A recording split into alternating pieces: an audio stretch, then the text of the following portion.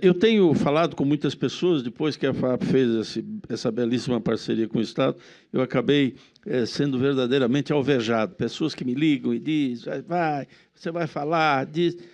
Seguramente, provavelmente o tema mais candente na sociedade brasileira chama-se corrupção. A sociedade não aguenta mais a corrupção. Tem gente que deixou de ler jornal, tem gente que deixou de assistir televisão, tem gente que nem discute mais política, que é uma das práticas mais gostosas desse país. Então, o senhor que está disputando com possibilidades reais de vir a ser eleito presidente da República, eu gostaria que, ao encerramento desta sabatina, o senhor pudesse, na frente deste auditório de centenas e milhares de pessoas que nos assistem, ter um voto, uma definição, um compromisso, como o senhor vai agir, se eleito, dentro dessa questão da corrupção. Como o senhor vai combater essa questão? Tem uma pergunta bem específica de um aluno aqui, se o senhor pretende manter a lei da ficha limpa ou se vai mandar ao Congresso algum projeto para alterá-la. Corrupção é um problema muito grave, mas só para sintonizar onde está o meu coração, o tema mais candente hoje na sociedade brasileira é o medo de precisar da saúde pública. O segundo tema mais candente da sociedade brasileira é o pavor com a violência. O terceiro problema mais candente na sociedade brasileira é o desemprego. O quarto problema mais candente na sociedade brasileira é a corrupção. Nós, entretanto, temos que entender que a corrupção é um problema transcendentalmente grave, porque ela fere, ela é um câncer na confiança da sociedade no sistema democrático e na sua representação. Esse é o grande mal que a corrupção faz. E, professor, acredite, esse discurso moralista de Goela, que relativiza a corrupção só no aspecto vulgar, esse discurso não vai resolver o problema. O que eu estou querendo dizer? Quando um país permite que 63 milhões de pessoas tenham o seu nome negativado, porque contraíram uma dívida de R$400, que virou R$5.000, isso é corrupção. Quando um país permite que 51% do seu orçamento seja empatado com juro para meia dúzia de banqueiros, isso é corrupção grossa. Agora, aquele superfaturamento vulgar é corrupção grave. Aquela história de receber caixa 2 em campanha, não é? Da Alstom, do Rodoanel, da merenda, isso tudo é corrupção muito grave. E como é que se resolve isso? Eu penso que, com muita modéstia e humildade, duas questões. Exemplo, se o de cima não rouba e não deixa roubar, a coisa já muda pesadamente para baixo. E uma permanente inovação institucional.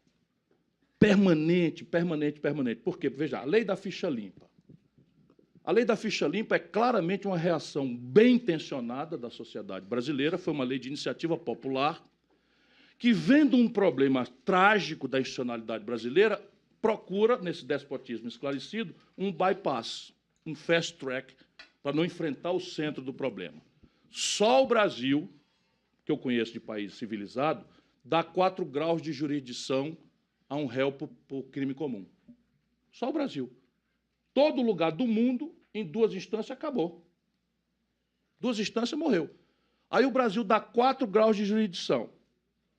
E aí a gente acaba pela procrastinação, pela vassalagem de uma certa fração do judiciário, pelo alinhamento de classe de uma parte importante do judiciário, a impunidade é o prêmio dos poderosos.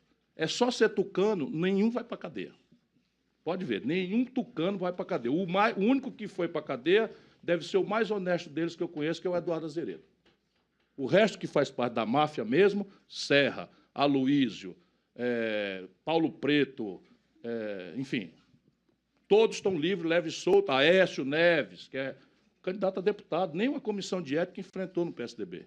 Nem uma comissão de éticazinha para fazer uma simulação de decência, de tolerância zero, como diz o meu ilustre opositor, Geraldo Alckmin, né, com corrupção. Nem uma comissãozinha de ética para o Aécio, né, nem para fazer uma fraude aí que, não, chegamos à conclusão de que ele está sob júdice, não merece ser condenado antes da devido trânsito em julgado, coisa que para os outros não vale. Portanto, a permanente inovação é a questão. Então, ao invés de garantir um recurso no meio dos 4 graus de jurisdição, que é a lei da ficha limpa, de boa-fé, o Brasil tem que acabar com os 4 graus de jurisdição. Compreende? Ou seja, fazer uma lei da ficha limpa correta. Porque se eu pego uma pessoa que tem 2 graus de jurisdição ainda pendente de julgamento e já tiro dele de forma irreparável as franquias do cidadão, quem vai reparar isso depois? Se ele for absolvido no STJ, o Lula, por exemplo. O senhor defende 2 Quem vai graus. reparar se ele for absolvido no Supremo? Essa questão aqui não é Lula que desperta paixões e ódio. Qualquer um de nós. Qualquer um de nós, porque o direito é para todo mundo. O senhor defendeu 2 graus só de jurisdição, então o senhor defende o cumprimento da pena após condenação em segunda instância? Eu sou advogado. Agora, no Brasil, isso é uma aberração. No Brasil, isso é uma aberração, e é uma aberração tão grave que a Suprema Corte resolveu isso por 6-5. Vocês acham que um assunto dessa relevância pode dividir uma Suprema Corte com um de maioria?